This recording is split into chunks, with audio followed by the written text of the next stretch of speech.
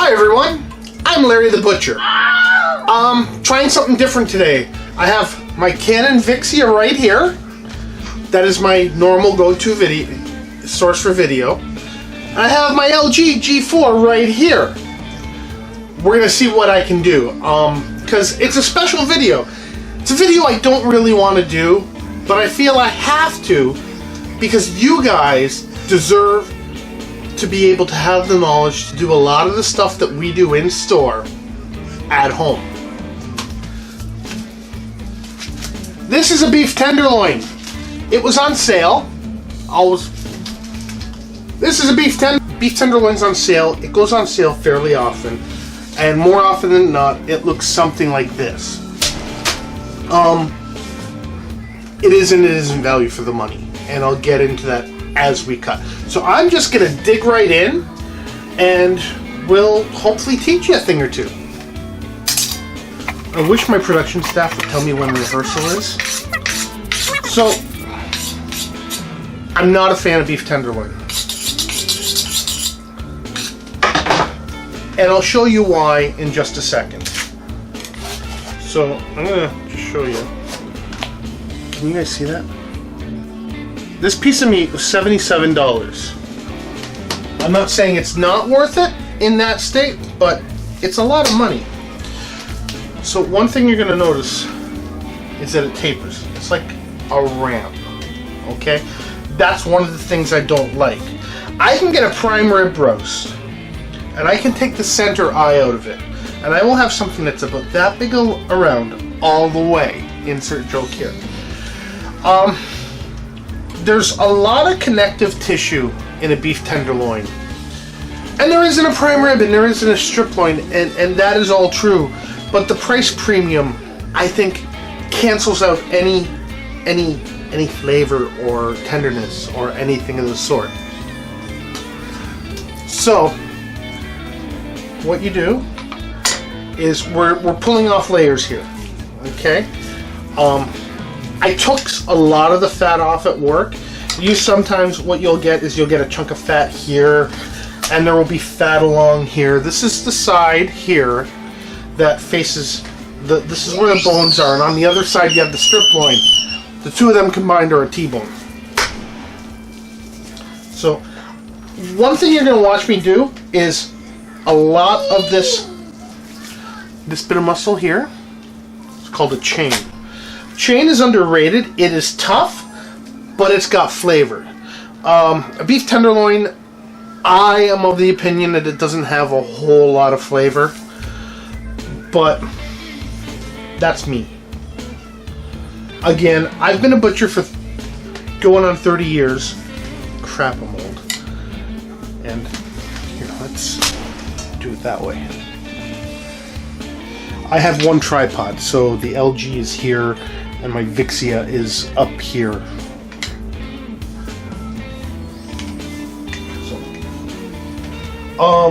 you can ask, when this goes on sale, you can ask the butcher at the grocery store if they can do it. They will charge you. It's their right to. They should. They should charge you to do this.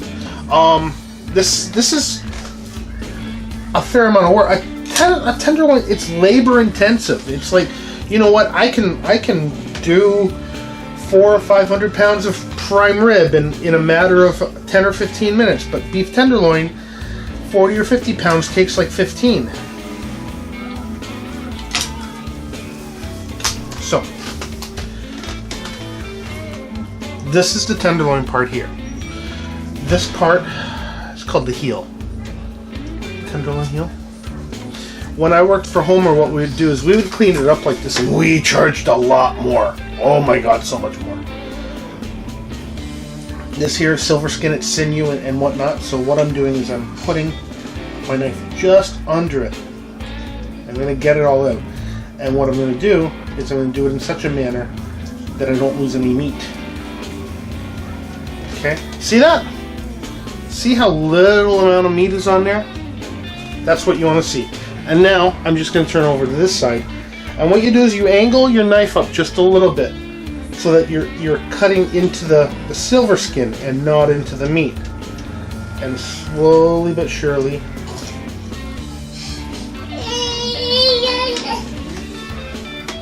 and there's almost no meat lost. That's almost nothing but silver skin. And if you are an operator or chef or some other venture where you're going to try to make money off of meat or any kind of food for that fact, you need more going into the end product than going into the waste bucket. There should be no waste in a meat department. I'll talk about that later, future episodes.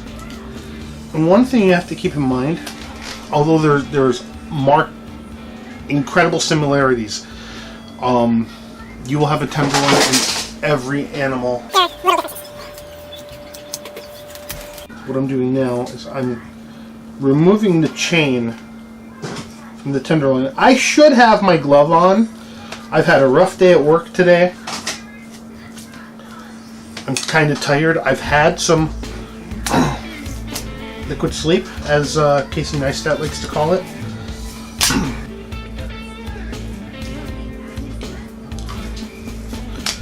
Some stores we would be done right like this. Most of the silver skin is taken off, most of the fat is gone. Sometimes you tie it, sometimes you don't. We actually use food safe rubber bands at work. I'll probably tie this with string. Let's see.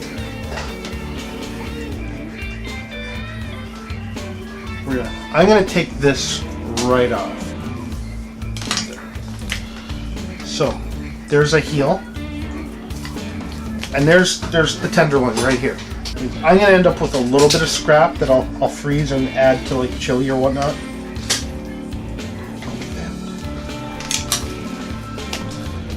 For all intents and purposes, this is done. What we do at work sometimes is when we get, this is a full tenderloin. We do get butt tenderloins most of the time, which would be this part here. It's easier to work with, there is more value in it. So what we'll do sometimes when we get the full tenders, especially this week with the ad, we'll cut it right here, fold it over, and then we'll tie it. I'm not going to do that. I gotta think of something to do here. Okay, I'm gonna possibly butterfly that open, and then what I can do is stuff it with something. Maybe a very expensive roulade of sorts. Buy a roll of this. We sell it in our store for like $6. It's versatile. Like you have no idea. You guys have seen me do the knots before. Along with, closer to your thumb, the short length is at your fingertips. You're going to twist it under your fingertips and then loop it under the long length. Put the end through. Go through. Because tenderloin is so soft, you don't want to reef on it. You just want to cinch like that. And I'll do this about every inch or so. And the strings will hopefully end up in the middle of each steak.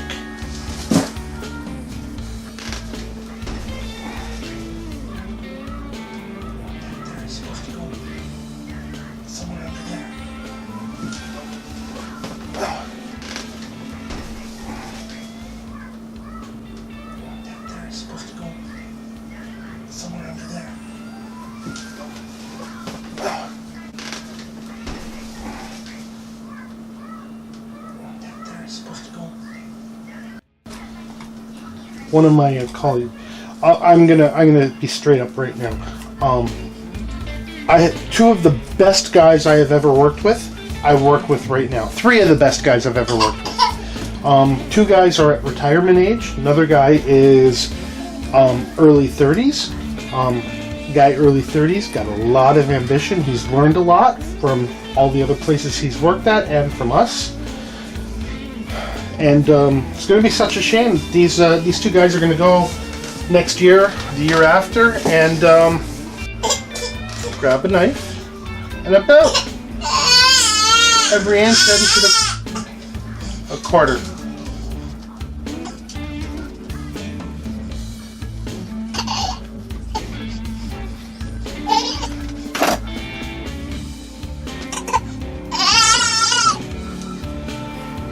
You know what? I'm really liking how this feels. The texture of it's really, really good.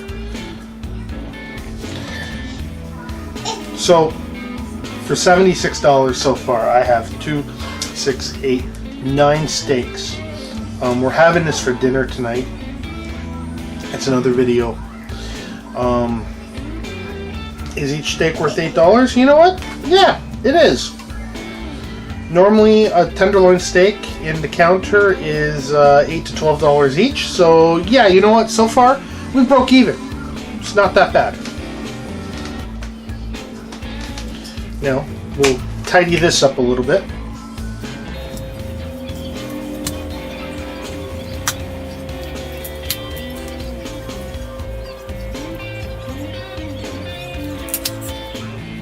With this heel part, I can slice it like this and I'm good to go. I'm going to tie this one as well.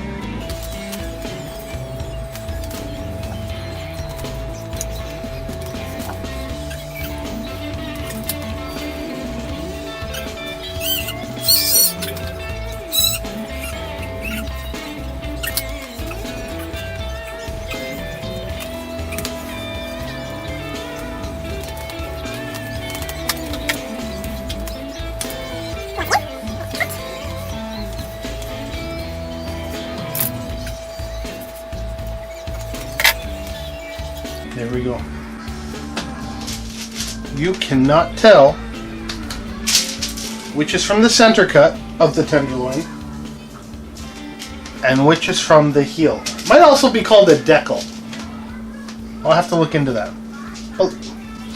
So $76. We got 2, 4, 6, 8, 10, 12, 13, 14 and a half steaks. So 70, 14, $5 each. That's, you know what, we're in value for the money territory, and we still have all of this. We'll go quickly on that because those will be future episodes. This one here, let's butterfly it.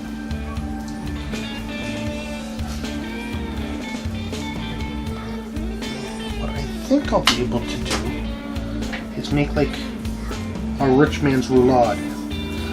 I kind of wish I had a third camera, like right here on my shoulder. That'd be kind of cool.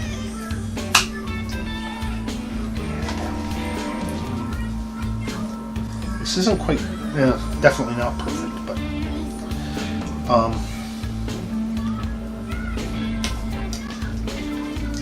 so I can wrap it.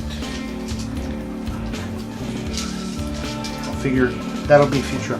The chain, this piece here,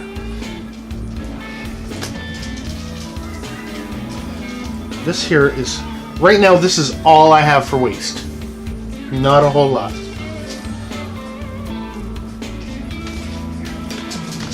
I'm going to cut this in like 4 pieces. Okay, and you see right there's fat and connective tissue, and this I'm going to use to make a steak sub. Not today. Okay, so this bit here is at some point going to be a steak sub. This bit here I am going to make a batch of chili with. It's coming up in a future. I know I've done 2 chili episodes already. There's room for a third. Some sort of roulade with that. And then I got like 14 beef tenderloin steaks. $75. This took me this would have taken me about 10 minutes to do without narration. So I think this is something you can definitely tackle at home. When you see things like this on ad, by all means, jump at it, get all in. You can save a lot of money doing this, and you can have steak dinners once a week for like 4 or 5 weeks, and you've given yourself value that you wouldn't have gotten if you had just picked the package out of the counter. If you know your butcher quite well, he may do stuff like this for you. and ask. Get to know him. He's there to help you. If we're not there to serve our customers, then we're not there to make money, which is what it's about at the end of the day. Thank you for watching this quick little video. I, of course, am Larry the Butcher. Don't forget to like this episode, comment down below, share this on all your favorite social media, and by all means, hit the button there and subscribe. What would you like to see me break down in my kitchen next? I'll take all the answers, and I will eventually do them all. Maybe not necessarily in the kitchen, but I got a block in the garage, and a motorcycle, and bicycles, and prosciuttos hanging. But that's a different story. Guys, thank you once again, and we'll see you later.